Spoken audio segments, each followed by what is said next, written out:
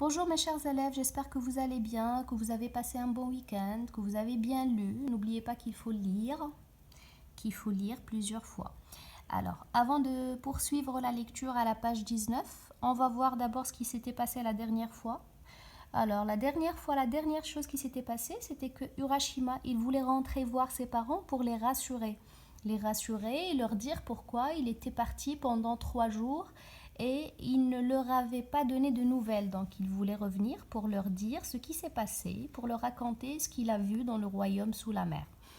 Alors, il est arrivé à sa maison, il la trouva fort différente et fort bizarre. Et là, on poursuit avec la lecture à partir de la page 19. Alors, Urashima arrivé devant sa maison, il appelle. « Mère, père !» appela-t-il. Un vieil homme qu'il n'avait jamais vu apparut à la porte. Alors, quand il appelait ses parents, il y a un homme qui était apparu, qui était sorti de la maison. Et c'est un homme qu'il ne connaissait pas, qu'il n'avait jamais vu. « Qui êtes-vous » lui demanda Urashima. « Où sont mes parents ? Et qu'est-il arrivé à notre maison ? Tout est transformé.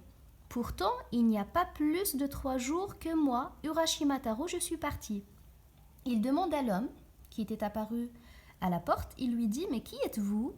Et qu'est-il arrivé à notre maison ? Pourquoi ma maison ou notre maison, elle est toute transformée et toute changée, alors qu'il n'y a que 3 jours seulement que moi, il lui dit son prénom, que moi, Urashima Taro, je suis parti. » L'homme, il répond « Cette maison m'appartient, » déclara le vieillard, « tout comme elle appartint à mon père et au père de mon père avant lui. » Il lui dit que cette maison, c'est à moi, c'est ma maison.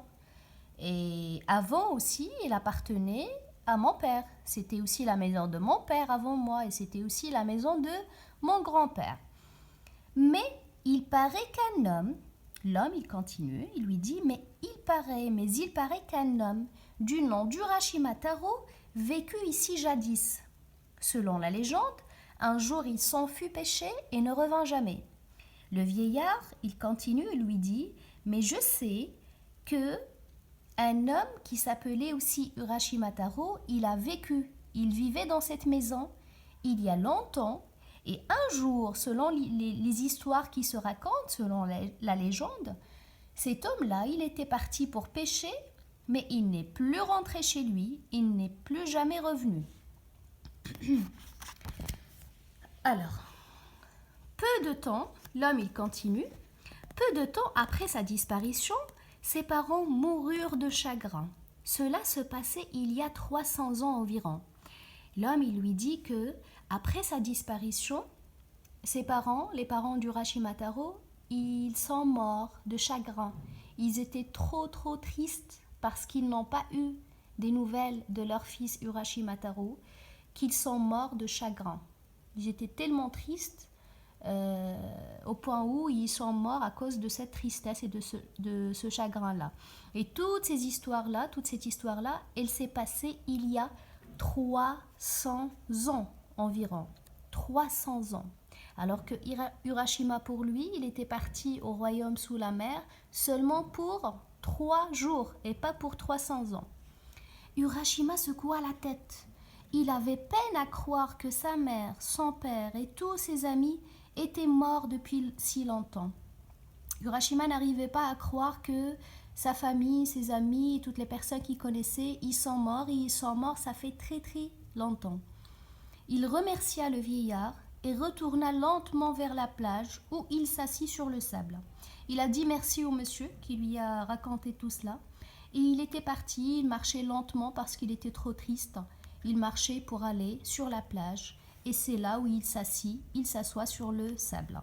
Il se sentait triste et se répétait « 300 ans qui ne sont sans doute que 3 jours dans le royaume sous la mer. » Et là, il se répète, il dit, le monsieur, il m'a dit 300 ans, alors que moi, je ne suis restée que 3 jours seulement.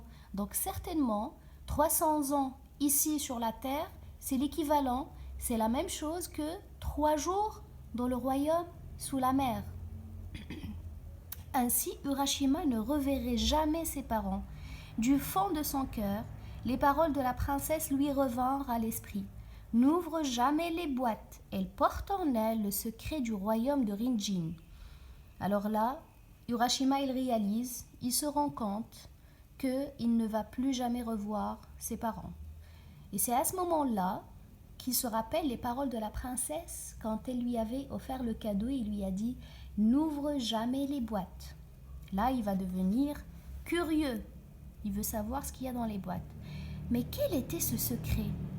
Que contenaient ces boîtes? Il se pose la question. Mais c'était quoi ce secret?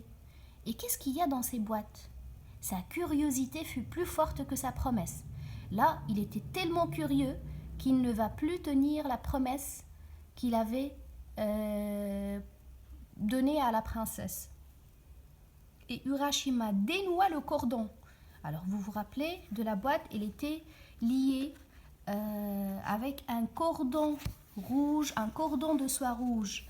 Alors, les boîtes ensemble, elles étaient retenues par un cordon de soie rouge.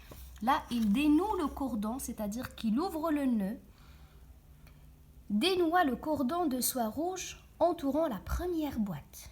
Il a dénoué le cordon, c'est-à-dire qu'il compte faire quoi? Il compte ouvrir la première boîte. Alors, n'oubliez pas de lire plusieurs fois. La dernière fois, votre devoir, c'était de lire ce premier paragraphe. J'ai reçu vos lectures, mais pas toutes. J'étais très contente d'entendre votre voix. Cette fois-ci aussi, votre devoir serait de lire ce premier paragraphe, plutôt les 2 premiers paragraphes, c'est-à-dire à partir de mère-père jusqu'à je suis partie, d'enregistrer votre lecture et de me l'envoyer sur Edmodo comme vous avez fait la dernière fois. Vous manquez tous. Bon courage et à la prochaine.